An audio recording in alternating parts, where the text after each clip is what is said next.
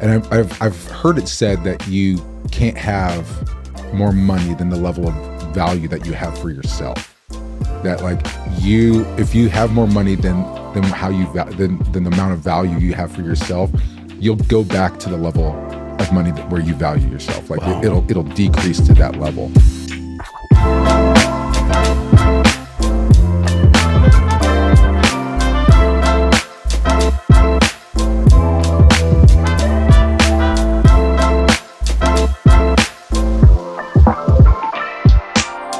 Hey guys, I'm here with my good friend Ahab Alhindi, and we're going to have some conversations. Thanks for coming, bro. Hey, thanks for having me, dude. I'm excited. I'm excited too. So Ahab, I'm gonna probably not do your bio justice, but I'm gonna say what I know about you. Sure. So, you moved to Reading how long ago? Going on 15 years. Okay, so and as long as I've known you, you've been an entrepreneur. Yeah. So you and your wife have had restaurants and multiple restaurants, and the latest is you guys run a Chic-fil-A. Yeah. Among other things. I mean, you're also, you speak, you coach people. Yeah. You're really into leadership with your employees. So what am I missing? Because I know I'm missing a lot. Not too much. We've been investing in real estate for about the last 13 years. So. Okay. Yeah. Cool. Well, so this is our third podcast, and we called it Money Hole, and it's kind of a funny, it's kind of a little bit of a play on words. And the reason why we picked this is because I've been having conversations about money for a long time, and I know you have too. And one of the questions I like to ask people is, so what were the belief systems that you remember inheriting as a young kid growing up with money? Yeah, I think around the whole money world, my dad in the 70s had a real had a bit of a gambling problem and a little bit of a drinking problem. And I wasn't born until 1980, but by the time I came around, my mom had taken over the finances. Okay. Because my dad was he's good at making money. He's also really good at spending money. He's he's got a gift for spending. and so I just being around my parents, I kind of inherited that piece of like, if there's money in my pocket, it felt like it needed to leave.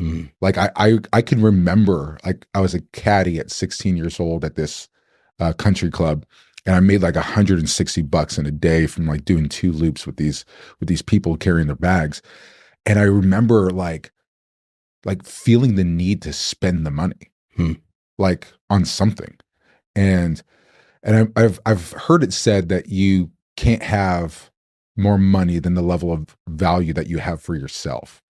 That like if you have more money than the amount of value you have for yourself, you'll go back to the level of money where you value yourself. Like wow. it'll decrease to that level. And that was totally true with me. Like I was an overspender. I was a credit card user, and I inherited that from my dad, I think, more than my mom, because my mom, I remember being in stores with my mom, and she would somehow, I remember being in Macy's with my mom, and she somehow had $300 worth of stuff, and they were giving her $5 because she had like coupons and deals and returns, and like they owed her money after she was, I was like, who is this wizard? Like my mom was just like that. She was always making a deal, Oh yeah. Yeah. I married someone similar to my mom, actually. Just that way. Oh man, she's looking for a deal every day of the week. That's cool. Yeah, she's amazing. So I relate with that a lot. I felt the same way growing up. I spent money. Would you say, based on I asked a similar question to someone else, would you say it was because you had fear about having money? Is that why what do you think it was that? I don't think anyone ever talked to me about having a relationship with money. I don't think I ever developed a healthy relationship with money. Like money, I was talking to one of my friends, this is a while ago, but I said, money is longing to be stewarded, and it will always end up in the hands of a good steward. Mm-hmm. And it runs from the foolish and towards the wise. And it's just, it longs, like money longs to be stewarded well. Yeah. And I think good stewards end up holding money. Yeah. And poor stewards end up losing money. Yeah. You know, I just shared this graph on Instagram that showed credit card debt going straight up over the last 2 years to an all-time high. Wow. And then it showed savings account going the exact opposite direction. Mm. Now, if you look at the savings account, it's about a 2 or 3 year period. You'll see that as it's going down, there's these 3 spikes. And those 3 spikes are the stimulus. Oh, wow. And one of the interesting things about that graph and about the times of stimulus is there were a lot of people when the stimulus that happened that said, here's what's going to happen. This free money is going to go into the hands of all these people, but it's going to make its way back to the hands of the people who steward it. Yeah. And it's really interesting if you think about what you just said and how, you know, give $1 million to a basketball player fresh out of high school who was never had any value for money. And, you know, we hear those stories all the time. It's gone. Someone wins the lottery and they're bankrupt in 10 years. Yeah. We're all like, well, how does that happen? And I think you're touching on that. So what about, where were some turning points for you where, because, you know, obviously I know you, I've known you for a while now. That's not the reality you live today. Yeah. And what would you say were some turning points where you did have someone that impressed you enough or influenced you enough to think differently? Yeah. I think it's still a temptation for me. Yeah. The whole keeping up with the Joneses thing, you know, that guy's got a sick truck. I need a sick truck. That guy's got Kuyu gear. I want to, yeah, that there's still like a temptation there, Mm-hmm. you know? Yeah. I think knowing the Lord has really helped. When you start getting your identity and your value from something eternal, versus temporal, I think that helps. Right. Mm-hmm. But then my time with Steve Backlund, you know, I spent some time with him, interning for him, serving him, and learning about my beliefs and how my beliefs are more. One of the things he says is your beliefs are more important to what you do. And actually your beliefs will create the world you live in. Mm-hmm. And so if you focus on your beliefs, and so I wanted to believe that I was a good steward. Yeah. I wanted to believe that I was a good husband. I'm a good father. And so I started working on my beliefs. And then as I was working on my beliefs, I found that these things were popping up all the time. Yeah. And one of the things he always encourages is like making declarations. And some people misunderstand declarations. It's like, you know, like a name it and claim it type thing. Yeah. But he goes about it like, you know, faith comes by hearing. And sometimes you have to be the one who's talking. Yep. You know, you put the words on your lips so that you hear. Because like Andy Andrews is one of my favorite authors. And he says this, he says, it's rare for someone to believe, it's rare for someone to believe a stranger. It's uncommon. You might believe a friend, but you always believe yourself. Mm-hmm. So like, good. It's really important that you are speaking to you mm-hmm. the right way. Yeah. There was a time where I had to do a presentation years ago in front of all these business owners. And these were people that intimidated me. Yeah. And, you know, and I always have struggled, you know, not as much anymore, thank God, but with feeling like I don't belong, you know, that imposter syndrome. And so I had to present in front of all these people. I was so anxious. And so I sat down with a friend of mine at the time and he said, man, and it didn't matter what he said. He was not making the feeling go away. He's like, okay, here's what you need to do. You need to write down declarations and literally look in the mirror every day. And one of them was literally, I do not care what others think. And I can't believe it worked. But after 10 days of doing that, like I literally did not care what they thought.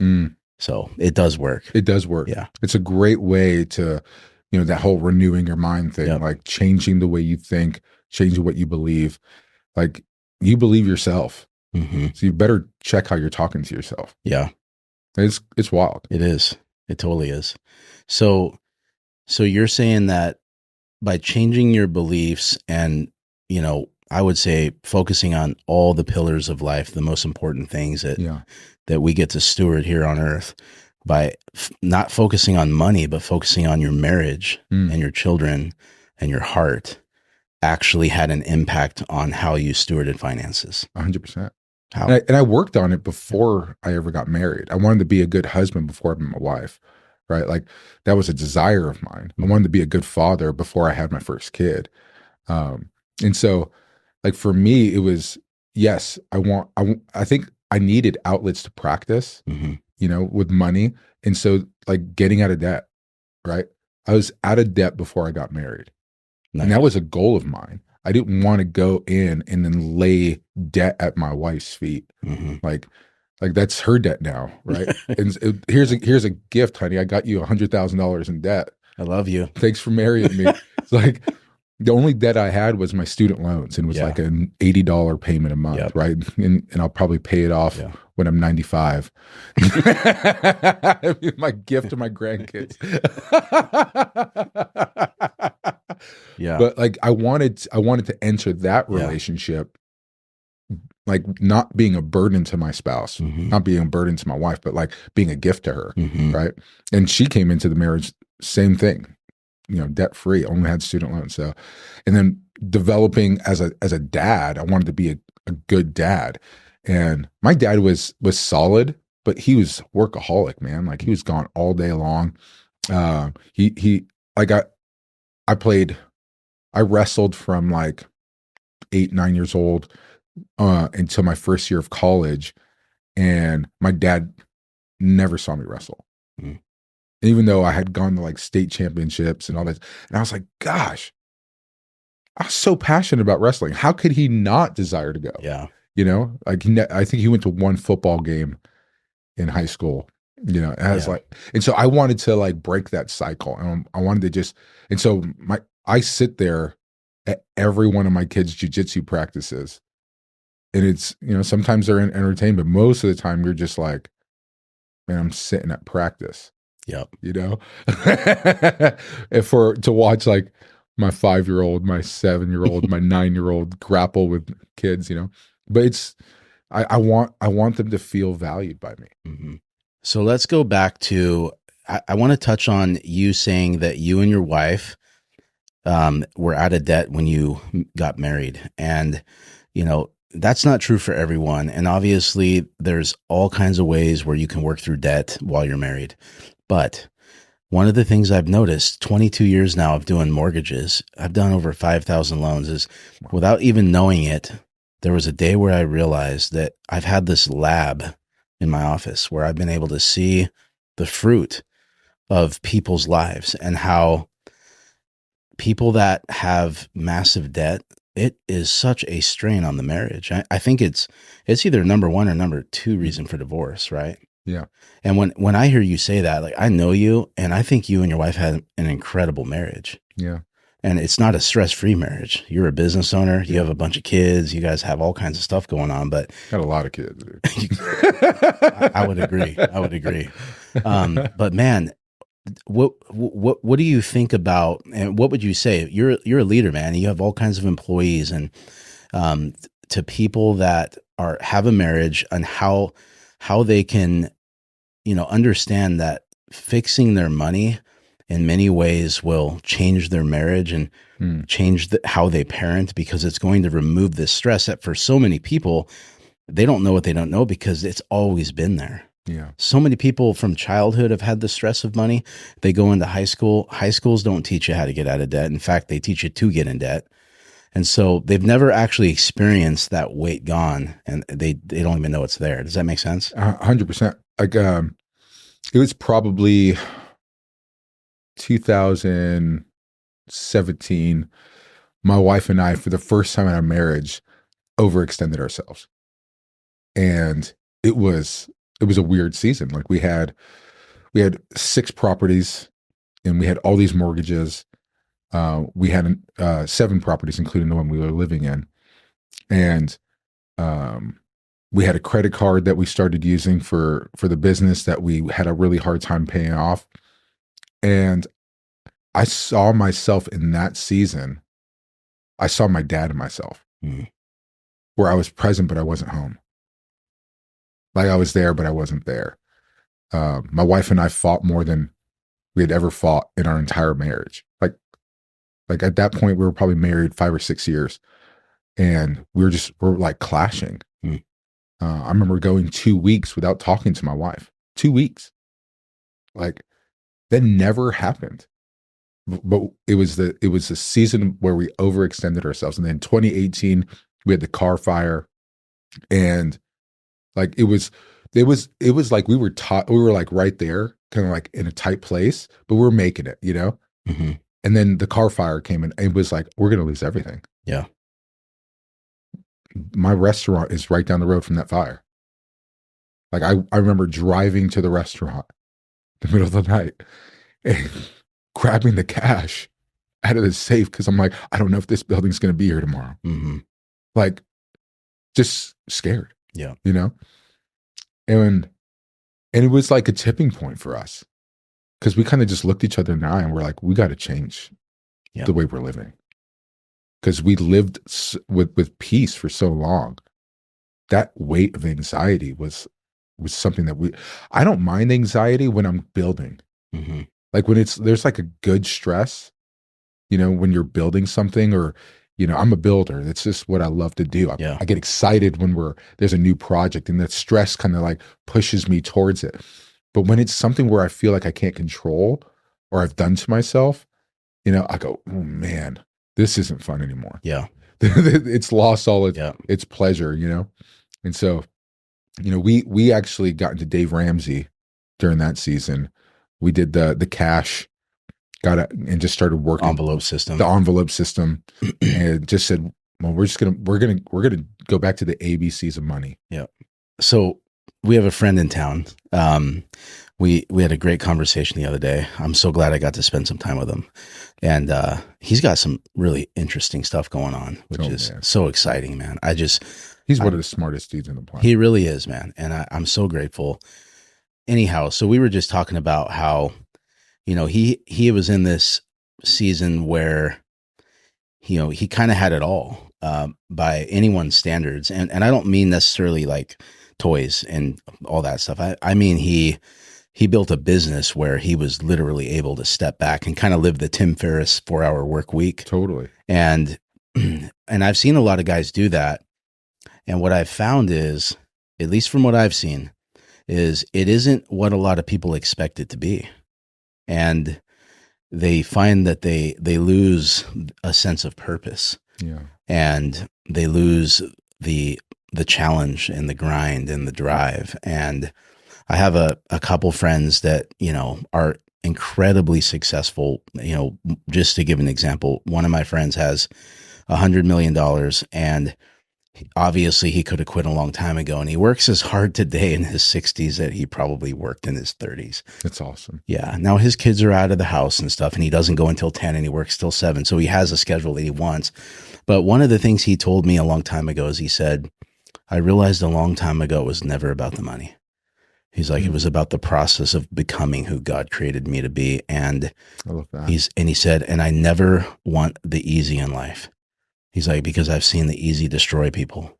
He's like, the hard is what I want. And it's always going to be hard. And the people that try to go the easy way, they have it the hardest. And so we just had a really good discussion, him and I, because of, you know, just the season that he's coming out of and the things he's contemplating for the future. And it was awesome. It was a great conversation. He and I were chatting the other day, and we're hanging out in the hot tub and just talking through life. And, you know, about a month ago, I shared with him, and about a month ago, my wife's dad passed away, and she like got on a plane, and she's headed there, and that night I have this dream that I'm dying, and it like freaked me out because it felt so real. It was so vivid. It was like a real vivid dream, and I started looking at my life, and started wondering, like,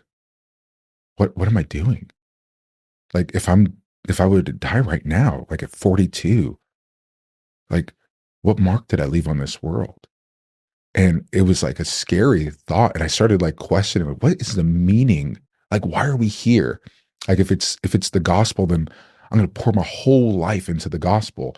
And I just started going down this rabbit trail, right? Like, of like, what's the meaning of life, right? Like that ultimate question. And he's like, he goes, you know why you're thinking this way? And I was like, tell me. He goes, you've been grinding for years, and you've been growing businesses, and you're making more money now than you've made in your entire life. And you're realizing it doesn't satisfy.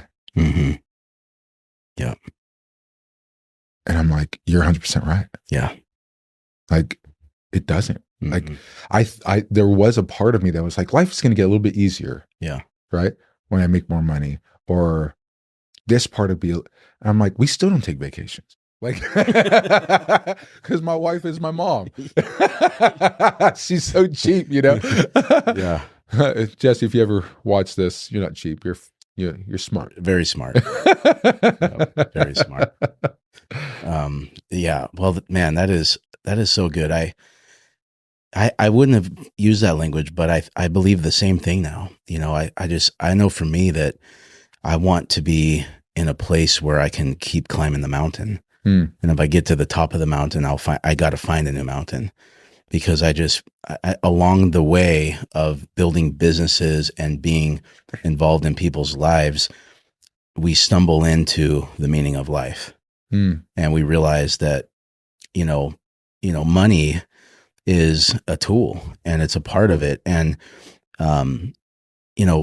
using that word, I mean, one of the things that I see, and we can talk about this, is how a lot of people are afraid of money, and they almost act as if it's not a part of being a wholehearted human being. I was talking with Fab earlier, and we were just talking about how the very thing that ends up being something we all deal with every day is one of the things that nobody's talking about, because there's so much shame around it, or you're worried that you can't disclose these things to someone because they'll think different of you, whether you're broke or whether you have a lot of it. And so one of the things I love about friendships is when we can talk about these things, and there's so much value in it when we do. What are your thoughts on that?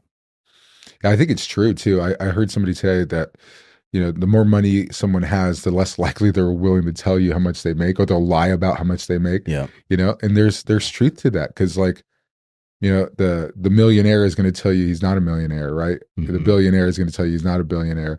And there's truth to that, because there's fear around sharing. Yeah. And because if somebody knows, they think that you're a different kind of person, or that you're going to judge them for not being that financially successful. Yeah. Yep. And I don't consider I don't equivocate financial success with life success. I don't either. Like Andy Andrews, I mentioned him earlier. You should just read everything he's got. He's awesome. But his definition of success, and I've adopted it, is the people who know you the most love and admire you the most. That's good. He said, I don't care if the guy who listens to my podcast across the world loves and admires me. Does my wife? Yeah. Does my son? Like, if I can come home and I'm greeted with love and adoration, that's success. That's winning. That's winning at life. Oh, yeah. And to me, I've adopted that, because that is the most valuable thing. I would hate to have millions in the bank and children who don't want to speak to me. That would break my heart. Yep. And you see it so much. Yeah, you see that. So you see so many people who have the financial picture, and they've worked really hard for it. And I remember this guy joking around one time. He was very successful and was working really hard, and his wife and him had a turning point. And one day she looked at him in the kitchen and she said, you don't look near as attractive with half of your net worth. It shook him to the bone, because she was not happy. And, wow. and he was just like, well, what am I working for if I could just, I'm going to lose everything that I thought I was working for. So it was really a good thing for him. And, it was a great story. This guy's gone on to be incredible, and he's really engaged with his family now. And that's awesome. Yeah. So it's really like the most important thing in life. Yeah. Like the most important thing. It's like, if money is a tool, it's a tool to, not for us to take advantage of other people or to try to grow more of it, which we want to do. If it's a tool, it's to make my kids and my grandkids and my great grandkids set up for more success. So in closing, you had said that this author of this book, I don't remember his name, sorry, author of book, success in life is being known and loved by the people that know you the most. I love that, man. So thank you for sharing that with me. Thank you for watching this podcast. Please make sure to like, subscribe, leave a comment, and download.